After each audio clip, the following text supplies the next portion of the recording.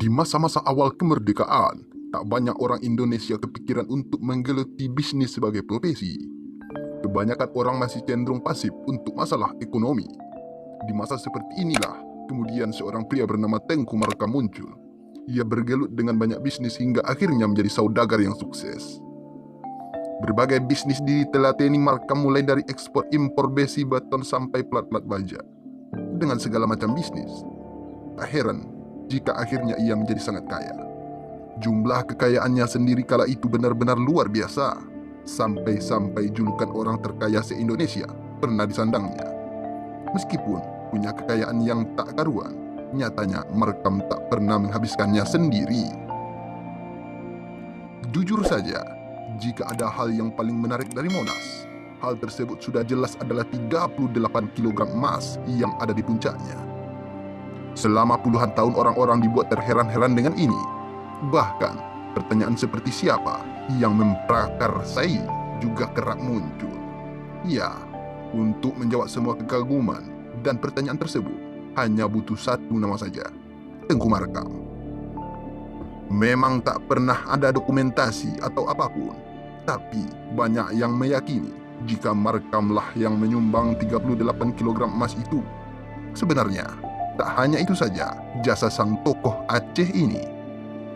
Ia juga sering disangkut pautkan sebagai salah satu sosok yang ikut andil membebaskan lahan Senayan untuk menjadi pusat olahraga. Tak hanya Monas dan Senayan, ada begitu banyak jasa Markam bagi Indonesia. Tak banyak yang tahu kalau ia sangat pontang-panting demi negara. Termasuk sebagai investor utama KTT Asia Afrika yang dari forum ini kemudian merdekalah negara-negara terjajah di dua benua itu. Sangat besar jasanya, tapi pada akhirnya ia tak dianggap apapun oleh negara. Pada pemerintahan Soekarno, ia begitu dihormati, tapi tidak saat Soeharto yang memimpin. Tanpa alasan yang jelas, Markam langsung diciduk dan dipenjara. Ia dituduh terlibat aktif dalam pemberontakan PKI, serta dianggap Soekarnois garis keras. Markam dipenjara tahun 1966 tanpa proses peradilan yang jelas. Penderitaan Markam bukan hanya ketika ia difitnah kemudian dipenjara. Ada satu lagi kezaliman yang menimpa padanya dan dilakukan oleh pemerintah Soeharto.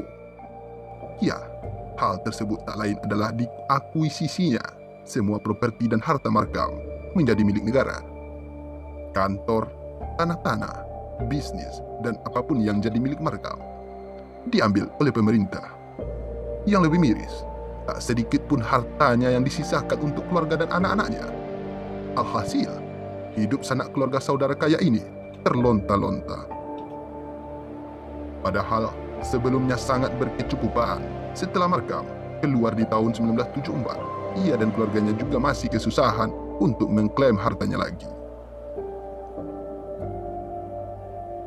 Bebas dari penjara bukan menjadi hal yang benar-benar bagus bagi Markam.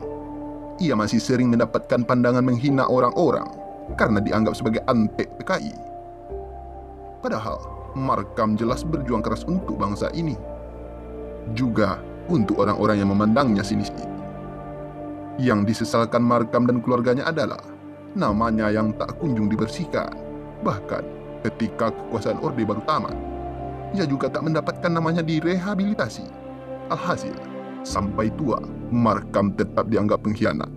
Padahal, apa yang dilakukannya bagi bangsa ini benar-benar besar. Miris kalau mendengar kisah sosok satu ini. Ia berjuang bagi negara, tapi malah mendapatkan perlakuan sangat tidak menyenangkan ini. Markam sendiri mungkin tak pernah bilang dia menyesal, tapi jauh dari dalam lubuk hatinya, sosok satu ini pasti berkata, jika seperti ini jadinya, maka tak pernah sudi dirinya membantu negara ini.